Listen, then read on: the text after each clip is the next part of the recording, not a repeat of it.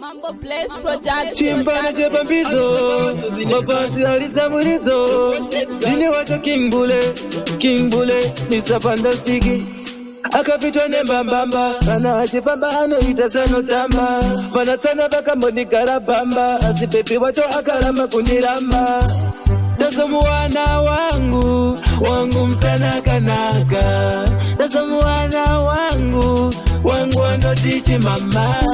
ndazomuwana wangu msanakanaka ndazomuwana wangu andotichi mama waiva kupi mwanasikana akambondipa rudo rwakadaiso hapana ndiwe chete uri mangu muwana ndichakuda kusvikira nguva yakwana anotimisa hapana ini newe tiri murudo icha mabanana paudzitichadanana kusvikira pasi chanzi nguva yakwana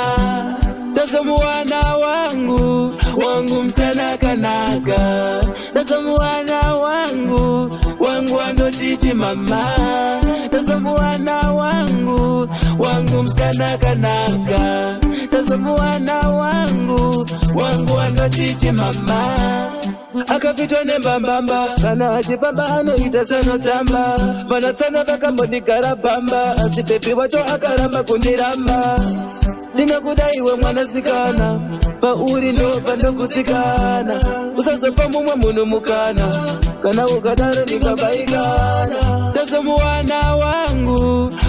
msanakanaka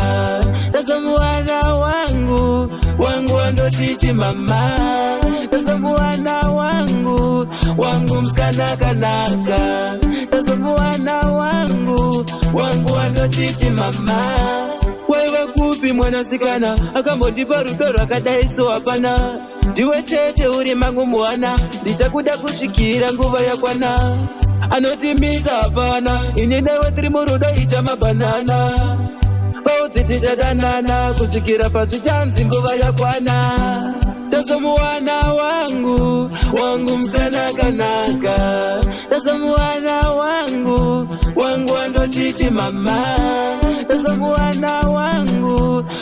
msanakanaka ndazomuwana wangu andotichi mama. Mambo Bless Production. Mambo Bless Production.